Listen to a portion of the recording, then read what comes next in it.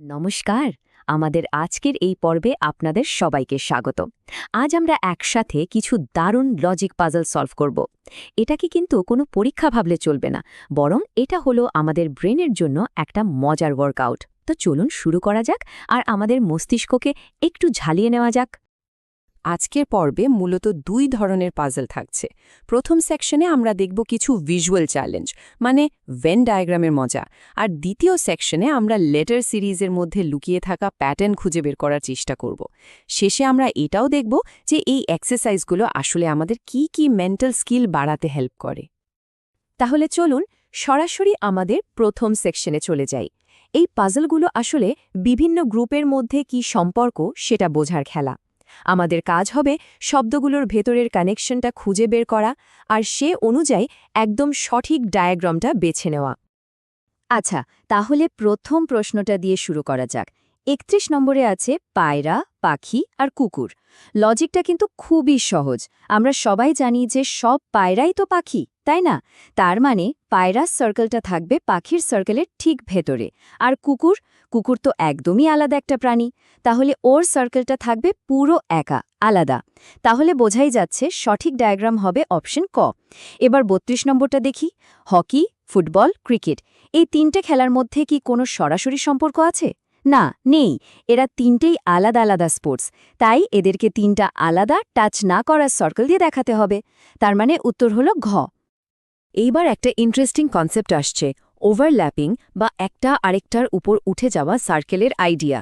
৩৩ নম্বর প্রশ্নটা দেখুন, football fan, cricket player আর student. একটু ভেবে দেখুন তো, একজন স্টুডেন্ট কি ফুটবল ফ্যান হতে পারে? অবশ্যই পারে। আবার সে ক্রিকেটও খেলতে পারে, তাই না? তার মানে এই তিনটা গ্রুপের মধ্যেই কমন জায়গা থাকতে পারে। আর তাই সঠিক ডায়াগ্রামটা হবে গ, যেখানে তিনটা সার্কেলই একে অপরকে ইন্টারসেক্ট করেছে। আবার ৩৪ নম্বর প্রশ্নটা কিন্তু একদম উল্টো।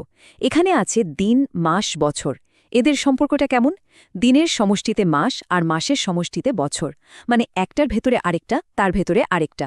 তাই এখানে উত্তর হবে ক, মানে তিনটা সার্কেল একটার ভেতরে এক। চলুন এই লজিকটাকে আরও এগিয়ে নিয়ে যাই। ৩৫ নম্বরে আছে কাঠ, চেয়ার আর জুতো। চেয়ার তো কাঠ দিয়ে তৈরি হতেই পারে, তাই না? তার মানে চেয়ারের সার্কেলটা থাকবে কাঠের সার্কেলের ভেতরে। কিন্তু জুতো তো একদমই আলাদা একটা ক্যাটেগরি, তাই এর সার্কেলটা থাকবে একপাশে, একা। তার মানে সঠিক উত্তর হল খ। ঠিক একইভাবে ৩৬ নম্বরটা ভাবুন, পরীক্ষা, প্রশ্ন আর অনুশীলন। প্রশ্ন তো পরীক্ষারই একটা অংশ, তাই প্রশ্নের সার্কেলটা থাকবে পরীক্ষার সার্কেলের ভেতরে। কিন্তু অনুশীলন বা প্র্যাকটিস, ওটা তো পরীক্ষার প্রস্তুতির জন্য একটা আলাদা কাজ, তাই এর সার্কেলটাও হবে আলাদা। এখানে তাহলে সঠিক উত্তর ক। এই স্লাইডে আমরা আলাদা বা ডিস্টিংক্ট ক্যাটেগরির আইডিয়াটা আরও ভালো করে বুঝব। ৩৭ নম্বরটা দেখুন, মোবাইল, কম্পিউটার, শব্দ। মোবাইল আর কম্পিউটার দুটো ইলেকট্রনিক ডিভাইস, কিন্তু এরা দুটো আলাদা জিনিস। আর শব্দ তো একটা কনসেপ্ট, একদমই অন্য জিনিস। তার মানে এখানেও তিনটা আলাদা সার্কেল হবে। উত্তর হচ্ছে খ। এবার ৩৮ নম্বরটা দেখুন, দাবা খেলোয়াড়, গলফ খেলোয়াড় আর সাঁতারু। এরা সবাই অ্যাথলিট, কিন্তু এদের খেলার ধরন তো সম্পূর্ণ আলাদা। এদের মধ্যে কোনো কমন কিছু নেই, তাই এদেরকেও তিনটা আলাদা সার্কেল দিয়ে দেখানো হবে। সঠিক উত্তর ক। আমরা আমাদের ভিজুয়াল চ্যালেঞ্জের প্রায় শেষ পর্যায়ে চলে এসেছি। ৩৯ নম্বর প্রশ্নটা খুব সহজ। লোহা, কার্বন, অক্সিজেন, এরা তিনটেই আলাদা কেমিক্যাল এলিমেন্ট, তাই এদের জন্যেও থাকবে তিনটা আলাদা সার্কেল। উত্তর ক। কিন্তু ৪০ নম্বর প্রশ্নটা কিন্তু বেশ ট্রিকি আর মজার। এখানে আছে বিশ্বকাপ, ক্রিকেট আর ফুটবল। দেখুন, ক্রিকেট আর ফুটবল তো দুটো আলাদা খেলা, তাই এদের সার্কেল দুটো আলাদা হবে। কিন্তু বিশ্বকাপ তো ক্রিকেটেও হয়, আবার ফুটবলেও হয়। তার মানে বিশ্বকাপের সার্কেলটা ক্রিকেট আর ফুটবল দুটো সার্কেলকে টাচ করবে বা ছেদ করবে। এই জটিল সম্পর্কটা একদম পারফেক্টলি দেখাচ্ছে অপশন গ এর ডায়াগ্রামটা। বেশ, আমাদের ব্রেইন ওয়ার্কআউটের ভিজুয়াল রাউন্ড তো শেষ হলো। এবার চলুন একটু অন্য ধরনের চ্যালেঞ্জ নেওয়া যাক। এখন আমরা ফোকাস করব প্যাটার্ন খুঁজে বের করার ওপর। এই সেকশনটা অনেকটা ডিটেকটিভের কাজের মতো। আমাদের কাজ হবে এই লেটার সিরিজের মধ্যে লুকিয়ে থাকা কোডটা ব্রেক করা আর খালি ঘরগুলো ঠিকঠাকভাবে ভরানো। তাহলে চলুন প্রথম কোডটা ব্রেক করি। ৪১ নম্বরে সিরিজটা হলো অ্যাট, টা, টা, টা। একটু ভালো করে খেয়াল করলেই দেখবেন এখানে অ্যাট এই ৪টে লেটারের একটা ব্লক বারবার রিপিট হচ্ছে। তাহলে এই প্যাটার্ন অনুযায়ী খালি ঘরগুলোতে কি বসবে? অ্যাট, টা, টা, আ। হ্যাঁ, অ্যাটা বসবে। তাই উত্তর হলো খ। ৪২ নম্বরটা একটু কঠিন লাগতে পারে, কিন্তু এখানেও একটা নির্দিষ্ট সিকোয়েন্স রিপিট হচ্ছে। খালি ঘরগুলোতে ওয়াই টেস্ট বসালে পুরো সিরিজটা কমপ্লিট হয়ে যায়, একটা লজিক্যাল অর্ডারে চলে আসে। চলুন একটু স্পিড বাড়ানো যাক। ৪৩ নম্বরে দেখুন সিরিজটা হলো কিউডব্লিউটি, কিউডব্লিউপিটি, কিউডব্লিউপি। এখানে রিপিটিং ব্লকটা কি? কিউডব্লিউপি। এই ব্লকটাকেই যদি আমরা বারবার বসাই তাহলে খালি ঘরগুলো পিকিউটি দিয়ে ভরে যাবে, মানে উত্তর ক। ঠিক একইভাবে ৪৪ নম্বরের রিপিটিং ব্লকটা হলো আরএমএফ। এই প্যাটার্নটা ফলো করলেই খালি ঘরগুলো ফিল আপ হয়ে যাবে আর উত্তর দাঁড়াবে ক, আরএফএমআর। আসল কাজ হলো ওই মূল ব্লকটা খুঁজে বের করা, তাহলেই কিন্তু কাজ শেষ। এবার একটু অন্য ধরনের প্যাটার্ন দেখা যাক। ৪৫ নম্বরে আব্বা ব্লকটা রিপিট হচ্ছে আর সেই অনুযায়ী খালি ঘরগুলো ফিল আপ করলে উত্তর হবে ডি আব্বা। কিন্তু ৪৬ নম্বর প্রশ্নটা আরও ইন্টারেস্টিং। সিরিজটা হলো AB_D_CD_BC। এখানে কোনো ব্লক রিপিট হচ্ছে না, বরং অক্ষরগুলো একটা সাইকেল বা চক্রের মতো ঘুরছে। এ, বি, সি, ডি। দেখুন, এ বি এর পরে আসছে সি, ডি এর পরে কি আসবে? বি, সিডির পরে এ আর বিসির পরে ডি। এই সাইক্লিক প্যাটার্নটা ধরতেই পারলে উত্তরটা পেয়ে যাবেন, যা হলো খ, সি ব্যাড। সবসময় যে একই ব্লক রিপিট হবে তা কিন্তু না। ৪৭ নম্বরটা দেখুন, এখানে এক্স, ওয়াই, জি এই লেটারগুলো বিভিন্নভাবে বিন্যাস করে একটা লজিক্যাল সিকোয়েন্স তৈরি করছে। এটা সাধারণ পুনরাবৃত্তি নয়, এটা একটা প্রোগ্রেশন। এখানে খালি ঘরগুলোতে YX, ZX বসালে পুরো সিরিজটা একটা মানে তৈরি করে, তাই উত্তর ঘ। আর ৪৮ নম্বরটা, এটা আবার আমাদের চেনা সাইক্লিক প্যাটার্নের খেলা। এখানেও ABCD অক্ষরগুলো চক্রাকারে ঘুরছে, আর এই নিয়ম মেনে খালি ঘরগুলো পূরণ করলে উত্তর দাঁড়াবে খ, BADCD। আর এই দুটো প্রশ্নের সাথেই আমাদের পাজল সেকশন শেষ হচ্ছে। ৪৯ নম্বরে LMN ব্লকটা রিপিট হচ্ছে, আর সেটাকে কাজে লাগিয়েই আমরা উত্তর খ, MNLM পেয়ে যাচ্ছি। আর শেষ প্রশ্ন ৫০ নম্বরের প্যাটার্নটা একটু আলাদা। এটা YXX আর XYY এর মতো ব্লক দিয়ে তৈরি।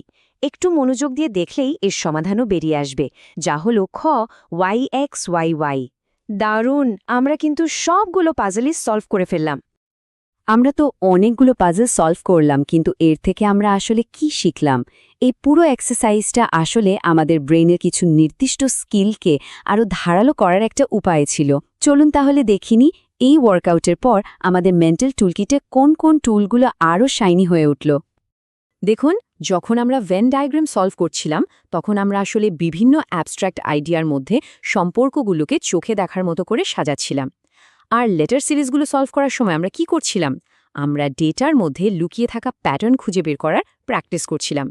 এই দুটো স্কিলই কিন্তু আমাদের সিস্টেম্যাটিকভাবে প্রবলেম সলভ করতে আর লজিক দিয়ে ঠিকঠাক ডিসিশন নিতে সাহায্য করে। আজকের এই আলোচনা থেকে একটা জিনিস পরিষ্কার, লজিক শুধু পরীক্ষার খাতার জন্যে নয়, এটা আসলে ভালোভাবে চিন্তা করার একটা আর্ট বা শিল্প। এই স্কিলগুলো আমাদের প্রতিদিনের জীবনেও ছোট বড় সিদ্ধান্ত নিতে সাহায্য করে। তাই শেষ করার আগে একটা প্রশ্ন রেখে যেতে চাই। এই ওয়ার্কআউটের পর আজ থেকে আপনার চারপাশের জীবনে কোন লুকানো প্যাটার্ন বা সম্পর্ক আপনার চোখে পড়বে? একটু ভেবে দেখবেন। অনেক জিনিসপত্রের মধ্যে সম্পর্ক খুঁজে বের করাটা মাঝে মাঝে বেশ কঠিন মনে হয়, তাই না? চলুন আজ দেখি ভেন ডায়াগ্রাম কিভাবে এই জটিল কাজটা একদম সহজ করে ফেলতে পারে। আসলে আমাদের চারপাশে তো তথ্যের ছড়াছড়ি, তাই না? এত কিছুর মধ্যে কোনটা কার সাথে কিভাবে যুক্ত আর কোনটা একদমই আলাদা, মাঝে মাঝে কিন্তু সব গুলিয়ে যেতেই পারে। কিন্তু সবচেয়ে মজার ব্যাপার কি জানেন? আমরা কিন্তু সারা দিনই নিজেদের অজান্তেই এই সংযোগ খোঁজার কাজটা করে চলেছি। এই যেমন ধরুন, আমরা বন্ধুদের একটা গ্রুপ বানাই যারা সবাই মিলে সিনেমা দেখতে ভালোবাসি, অথবা পড়ার টেবিলে গল্পের বই আর পড়ার বইগুলো আলাদা করে গুছিয়ে রাখি। মানে এই যে দল বানানো বা জিনিসপত্র সাজানো, এটা কিন্তু আমাদের একটা স্বাভাবিক অভ্যাস। আর ঠিক এই দল বানানো আর তাদের মধ্যেকার সম্পর্কটাকে একদম ছবির মতো পরিষ্কার করে তোলার জন্য একটা অসাধারণ টুল আছে, আর সেটা নামই হল ভেন ডায়াগ্রাম। তো ভেন ডায়াগ্রাম ভালো করে বুঝতে গেলে আমাদের প্রথমে একটা ছোট্ট জিনিস জানতে হবে, আর সেটা হলো সেট। সেট আর কিচ্ছু না, শুধু কিছু জিনিসের একটা সংগ্রহ বা দল। খুবই সহজ, তাই না? যেমন ধরুন, একটা ক্লাসের সব ছাত্রছাত্রীকে নিয়ে একটা সেট তৈরি হতে পারে। আর ভেন ডায়াগ্রাম হলো ঠিক সেই ছবিটা যেটা কিনা কতগুলো বৃত্ত ব্যবহার করে দেখিয়ে দেয় যে বিভিন্ন সেটের মধ্যে কি কি মিল আছে বা কি কি অমিল। ভাবা যায়, প্রায় 150 বছর আগে জন ভেন নামে একজন গণিতবিদ এই দারুণ আইডিয়াটা সবার সামনে নিয়ে আসেন। চলুন তাহলে এবার দেখে নেওয়া যাক ভেন ডায়াগ্রাম ঠিক কিভাবে এই সংযোগের নিয়মগুলোকে আমাদের সামনে তুলে ধরে। প্রথমেই আসি ইন্টারসেকশন বা ছেদের কথায়। দেখুন ছবিতে দুটো বৃত্ত যেখানে একে অপরের উপর এসে পড়েছে, ওই যে কমন জায়গাটা, ওটাই হলো ইন্টারসেকশন। এর মানে হলো এখানে সেই সদস্যরাই থাকবে যারা প্রথম সেটের মধ্যেও আছে এবং দ্বিতীয় সেটের মধ্যেও আছে। এই এবং শব্দটা কিন্তু খুব গুরুত্বপূর্ণ। এরপর আসছে ইউনিয়ন বা সংযোগ। এটা হলো দুটো বৃত্তের পুরো এলাকা, মানে সবকিছু মিলিয়ে। সহজ কথায়, এখানে সেই সদস্যরা থাকবে যারা হয় প্রথম সেটে আছে, অথবা দ্বিতীয় সেটে আছে, অথবা দুটোতেই আছে। মানে সবাইকে নিয়েই তৈরি হয় ইউনিয়ন। এখানে মূল শব্দটা হলো অথবা। তাহলে পুরো ব্যাপারটা কি দাঁড়ালো? একদম সহজ। ইন্টারসেকশন মানে হলো শুধু কমন অংশটা, মানে যেটা দুটো দলেই আছে, আর ইউনিয়ন মানে হলো দুটো দলের সবাইকে নিয়ে মোট যে জায়গাটা। মনে রাখার জন্য সবচেয়ে সহজ উপায় হলো ইন্টারসেকশন মানে এবং, আর ইউনিয়ন মানে অথবা। আচ্ছা, একটা প্রশ্ন। এমনও তো হতে পারে যে দুটো দলের মধ্যে কোনো মিলই নেই, তাই না? তখন আমরা কি করব? এই ধরনের সেটগুলোকে বলা হয় সম্পর্কহীন বা মিউচুয়ালি এক্সক্লুসিভ সেট। মানে এদের মধ্যে কোনো কমন সদস্য বা এলিমেন্ট নেই। আর যেহেতু কোনো মিল নেই, তাই ভেন ডায়াগ্রামেও এদের বৃত্তগুলো একদম আলাদা আলাদা থাকে, একে অপরকে ছুঁয়েও দেখে না। অনেক তো নিয়ম কানুন জানা হলো। চলুন এবার একটা খুব সহজ আর মজার উদাহরণ দিয়ে পুরো ব্যাপারটা বুঝে ফেলি। ধরুন একটা ক্লাসে মোট 30 জন ছাত্রছাত্রী আছে। তাদের মধ্যে 15 জন ক্রিকেট খেলতে ভালোবাসে, 12 জন ভালোবাসে ফুটবল, আর 5 জন এমন আছে যারা ক্রিকেট এবং ফুটবল দুটোই পছন্দ করে। এই তথ্যটা চাইলে আমরা একটা বার চার্টেও দেখাতে পারি। দেখুন, 15 জন ক্রিকেট, 12 জন ফুটবল আর 5 জন দুটোই খেলে। কিন্তু এখান থেকে একটা জরুরি জিনিস কিন্তু পরিষ্কার হচ্ছে না। আসল প্রশ্নটা হলো, এমন কতজন আছে যারা শুধু ক্রিকেট খেলে অথবা শুধু ফুটবল? আর ঠিক এই প্রশ্নের উত্তর দিতেই চলে আসে ভেন ডায়াগ্রামের জাদু। চলুন দেখা যাক। এই দেখুন, ভেন ডায়াগ্রামে আমরা সবসময় ভেতর থেকে শুরু করি, তাই না? তো মাঝের যে কমন অংশটা, মানে ইন্টারসেকশন, সেখানে আমরা সেই 5 জনকে রাখলাম যারা দুটোই খেলে। বেশ, এবার ভাবুন, বাম দিকের পুরো ক্রিকেট বৃত্তে মোট 15 জন থাকার কথা। তার মধ্যে 5 জন তো মাঝখানে চলেই গেছে, তাহলে বাকি রইল কজন? ঠিক 15 থেকে 5 বাদ দিলে থাকে 10 জন। এরা শুধু ক্রিকেট খেলে। একইভাবে ডান দিকের ফুটবল বৃত্তে মোট 12 জন ছিল, সেখান থেকে 5 জন বাদ দিলে শুধু ফুটবল খেলে 7 জন। কি দারুণভাবে হিসেবটা মিলে গেল। আর মোট ছাত্রছাত্রী তো ছিল 30 জন, তাহলে 10, 5 আর 7 যোগ করলে হয় 22। মানে বাকি 8 জন এই দুটো খেলার কোনোটাই পছন্দ করে না। দুটো বৃত্তের ব্যাপারটা তো বেশ সহজ ছিল, তাই না? কিন্তু যদি 3টে বৃত্ত থাকে, ঘাবড়ানোর কিছু নেই। চলুন এবার 3টে বৃত্তের একটা সমস্যার সমাধান করে ফেলি। 3টে সেটের ভেন ডায়াগ্রাম সমাধান করার জন্য একটা গোল্ডেন রুল বা সবচেয়ে গুরুত্বপূর্ণ কৌশল আছে, আর সেটা হলো সবসময় ভেতর থেকে বাইরের দিকে কাজ করতে হবে। মানে শুরু করতে হবে একদম কেন্দ্র থেকে। এই ভেতর থেকে বাইরে পদ্ধতির মোট 4টে সহজ ধাপ।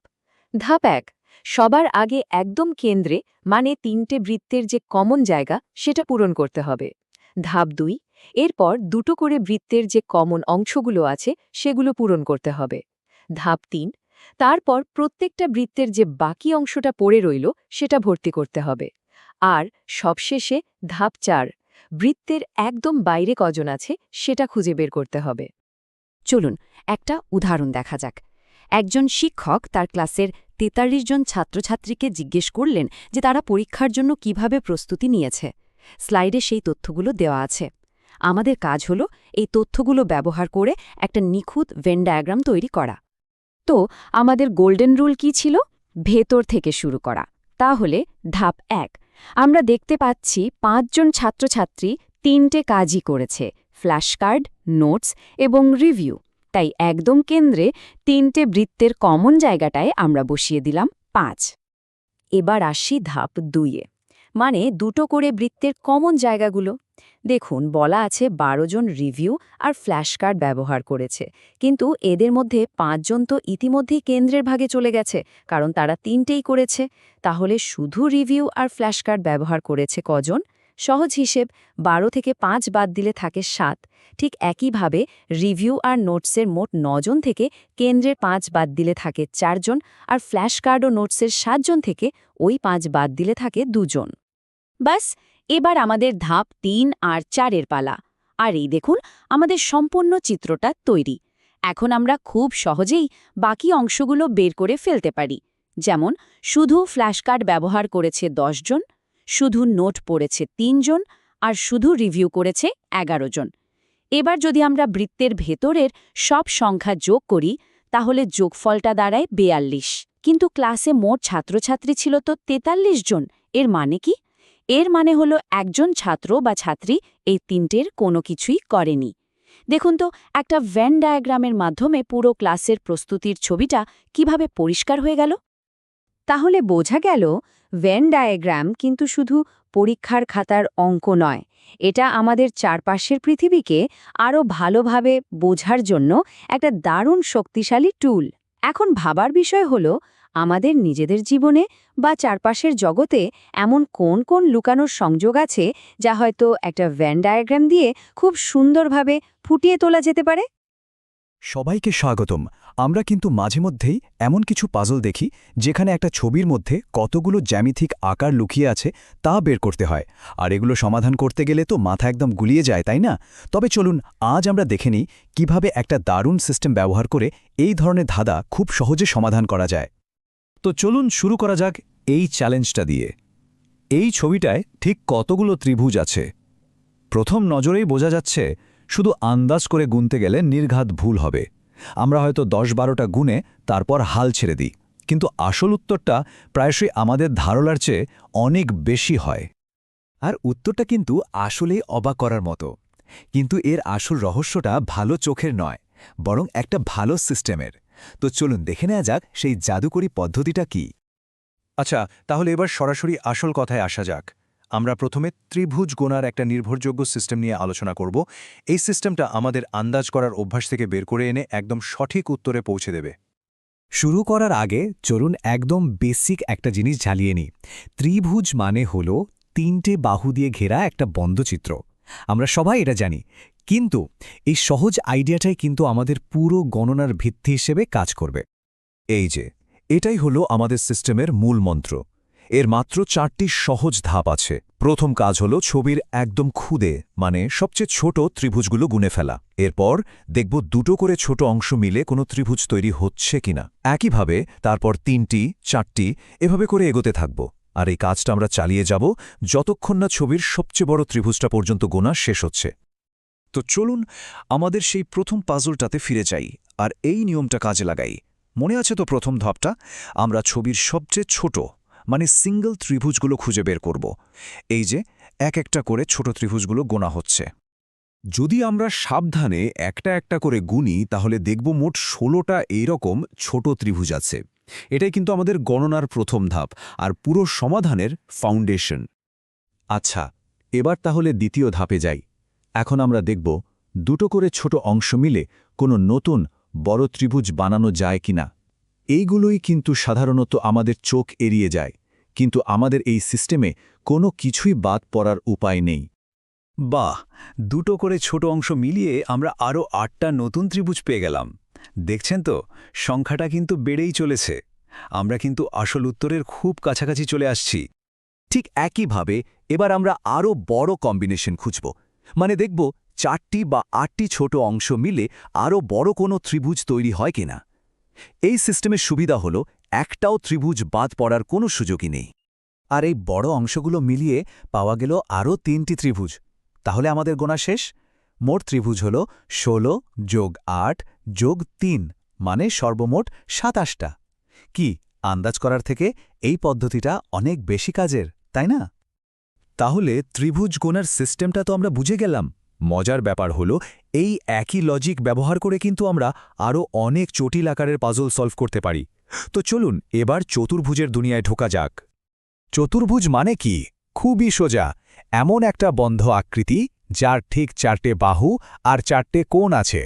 আর সবচেয়ে জরুরি যে বিষয়টা মনে রাখতে হবে তা হল যে কোনো চতুর্ভুজের ভেতরের কোণগুলো যোগ করলে সব সময় 360 ডিগ্রি হবে। এই টেবিলটা কিন্তু খুব কাজের। এখানে দেখুন বিভিন্ন ধরনের চতুর্ভুজের বৈশিষ্ট্যগুলো পরিষ্কার করে দেওয়া আছে। যেমন একটা বর্গক্ষেত্র বা স্কোয়ারের সব বাহু সমান, আবার সব কোণও 90 ডিগ্রি। কিন্তু আয়তক্ষেত্রের ক্ষেত্রে দেখুন শুধু উল্টো দিকের বাহুগুলো সমান হয়। আবার রম্বসের সব বাহু সমান হলেও কোণগুলো কিন্তু 90 ডিগ্রি নাও হতে পারে। এই ছোট ছোট পার্থক্যগুলো বোঝা কিন্তু খুব দরকারি। এখানে একটা খুব কমন ভুল আমাদের হয়।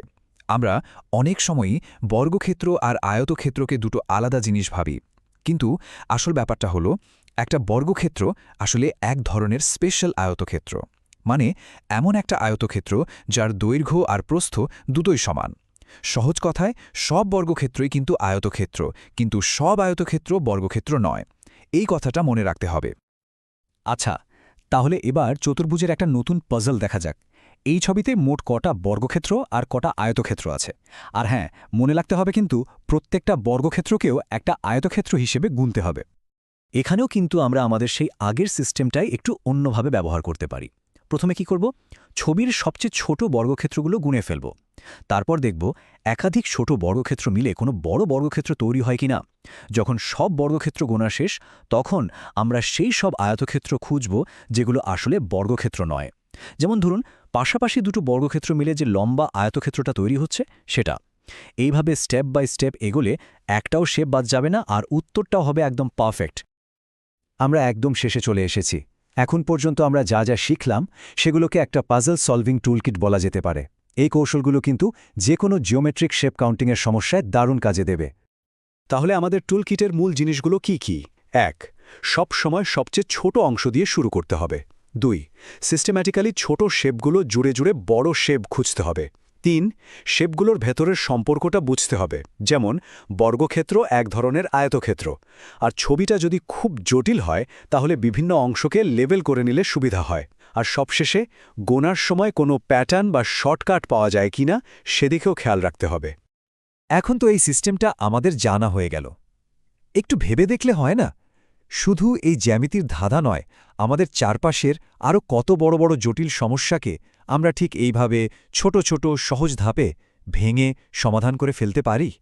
এই স্কিলটা কিন্তু শুধু বইয়ের পাতায় আটকে থাকার মতো নয়, তাই না? আচ্ছা, রহস্য সমাধান করতে ভালোবাসেন? তাহলে চলুন আজ আমরা সবাই মিলে গোয়েন্দার টুপি পরে ফেলি আর কিছু দারুণ মজার ধাঁধার সমাধান করি। দেখব কিভাবে বিভিন্ন নকশার ভেতরে লুকিয়ে থাকা গোপন কোডটা খুঁজে বের করতে হয়। চলুন তদন্ত শুরু করা যাক। তো আমাদের প্রথম কেসটা দেখুন। এই ছবির ক্রমটা ভালো করে খেয়াল করুন। এখানে কিন্তু একটা নিয়ম লুকিয়ে আছে। আমাদের কাজ হলো গোয়েন্দার মতো করে সেই নিয়মটা খুঁজে বের করা। তৈরি তো সবাই? ঠিক আছে, তাহলে চলুন আসল তদন্তে নামা যাক। দেখুন, প্রত্যেক সেরা গোয়েন্দার যেমন একটা টুলকিট থাকে, মানে যন্ত্রপাতি থাকে, আমাদেরও প্যাটার্ন সমাধানের জন্য কিছু কৌশল জানতে হবে ঠিক কোন সূত্রগুলো আমাদের খুঁজতে হবে। যে কোনো কেস সমাধানের জন্য কিন্তু একটা নির্দিষ্ট পদ্ধতি মেনে চলতে হয়। প্রথমে খুব মন দিয়ে সবকিছু দেখতে হবে। এরপর কি কি পরিবর্তন হচ্ছে সেটা লক্ষ্য করতে হবে। আর এভাবেই কিন্তু ধাঁধার গোপন নিয়মটা খুঁজে পাওয়া সম্ভব। এবার আমাদের প্রথম মিশন ভিড়ের মধ্যে লুকিয়ে থাকা নকলটাকে খুঁজে বের করা। মানে সন্দেহভাজনদের মধ্যে একজন আছে যে বাকিদের মতো নয়। আমাদের কাজ হলো তাকে চিহ্নিত করা। এই 4টি ছবির দিকে ভালো করে তাকান। এক ঝলকে দেখলে মনে হবে সবগুলোই তো একরকম, তাই না? কিন্তু এখানেই তো মজা। এদের মধ্যে একজন দলের নিয়ম মানছে না। বলুন তো কে সে? চলুন সূত্রগুলো একটু ভেঙে দেখা যাক। দেখুন, এ, সি আর ডি এই 3টে ছবিতে রেখাটা কেন্দ্র থেকে একটা কোণের দিকে গেছে। কিন্তু বি ছবিটার দিকে তাকান, ওটাতে রেখাটা একটা বাহুর দিকে গেছে। পেয়ে গেছি, আমাদের নকল হলো বি। চলুন এবার পরের কেসটা দেখা যাক। এবার আমাদের সামনে আছে একটা ত্রিভুজ, একটা বৃত্ত আর একটা বর্গক্ষেত্র। ভাবতে হবে এদের মধ্যে কোনটা বেমানান হতে পারে। এখানে ব্যাপারটা কিন্তু খোরানো পেঁচানো কিছু না, বরং আকারগুলোর মধ্যেই লুকিয়ে আছে আসল রহস্য। ত্রিভুজ আর বর্গক্ষেত্র দুটোই কিন্তু সরল রেখা দিয়ে তৈরি। এদেরকে বলে বহুভুজ, কিন্তু বৃত্ত ওটা তো একটা বক্ররেখা দিয়ে তৈরি। তাই এই দলের মধ্যে বৃত্তটাই হলো বেমানান। এই ধরনের কেসে ধাঁধার একটা অংশ হারিয়ে গেছে। আমাদের কাজ হলো প্যাটার্নটা বুঝে সেই হারানো অংশটা কি হবে তা বের করা, অনেকটা পাজল মেলানোর মতো। ভালো করে দেখুন তো, এই বৃত্তটার একটা কোণা মানে 1/4 গায়েব হয়ে গেছে। আমাদের এখন ভেতরের রেখাগুলোর প্যাটার্ন বিশ্লেষণ করে ওই হারিয়ে যাওয়া অংশটা খুঁজে বের করতে হবে। ব্যাপারটা খুবই সোজা, শুধু প্যাটার্নটা ধরতে হবে। দেখুন, একটা বাঁকা লাইন, তারপর একটা সোজা লাইন, তারপর আবার একটা বাঁকা লাইন। তাহলে পরেরটা কি হবে?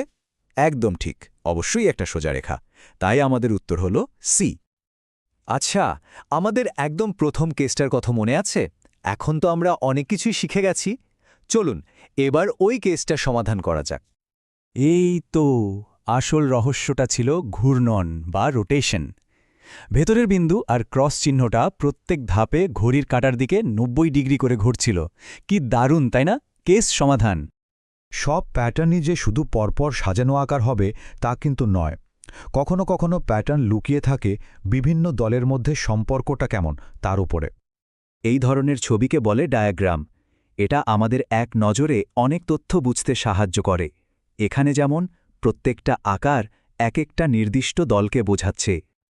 আসল মজাটা কিন্তু লুকিয়ে আছে এই ছেদ করা অংশগুলোতে।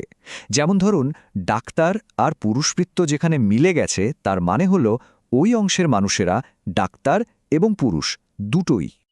তাহলে চলুন এই ডায়াগ্রামটা ব্যবহার করে একটা প্রশ্নের উত্তর খোঁজা যাক। আমাদের এমন একটা অংশ খুঁজতে হবে যা পুরুষ এবং ডাক্তার আকারের ভেতরে আছে, কিন্তু শিক্ষিত আকারের বাইরে। ঠিক, উত্তরটা হলো সি।